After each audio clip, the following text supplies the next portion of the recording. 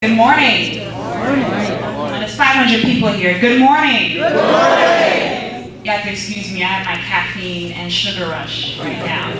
I'm very happy that that last lady brought up how we should be engaged in this conversation about how we're moving forward to support the president's agenda.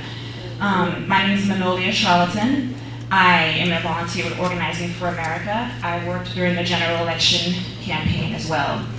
I have an honor to introduce Marshall Ganz. You guys can do more for Marshall Ganz.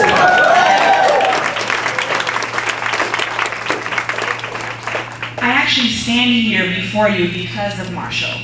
I heard Marshall speak at a conference a couple of months ago, and he talked about what it meant to create a movement and give a sort of a historical context of what it means and how important it is what we're doing right now and what could be done moving forward. So he'll be coming up to provide a broader scope on how important it is what we're doing and what we're trying to do, and also how difficult it will be. If you don't know Marshall Ganz, he is one of the most respected community organizers, and he also teaches at Harvard University's Kennedy School of Government. He teaches organizing there. And he started out with the Cesar Chavez union workers movement, helping them organize there. So he has years and years of experience around organizing and what it means historically. So give it up for Marshall Ganz.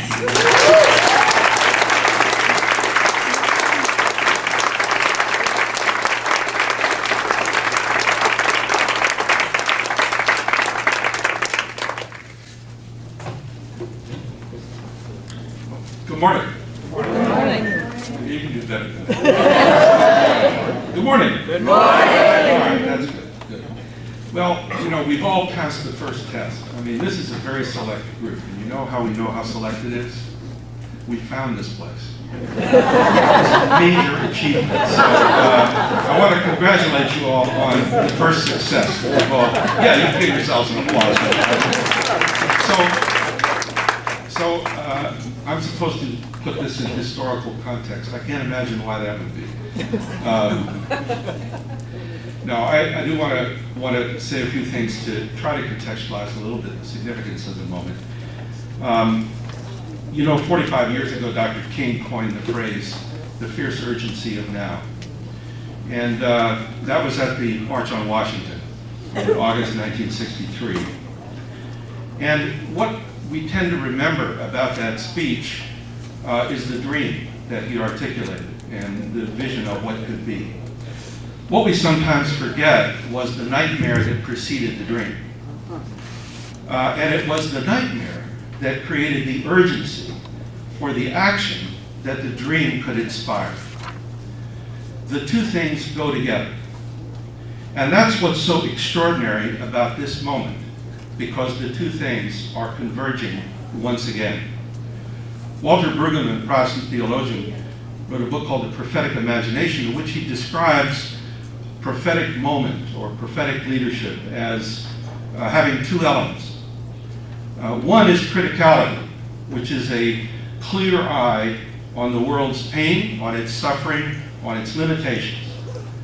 But the other is hope, which is having a clear heart about the world's possibilities and the world's joy and the world's potential. And it's the juxtaposition of the two that is so powerfully transformational. That's the moment we're in right now. It couldn't be clearer what the critical challenges are, nor have we felt the kind of hope that has emerged across the country in the last year, in many, many years.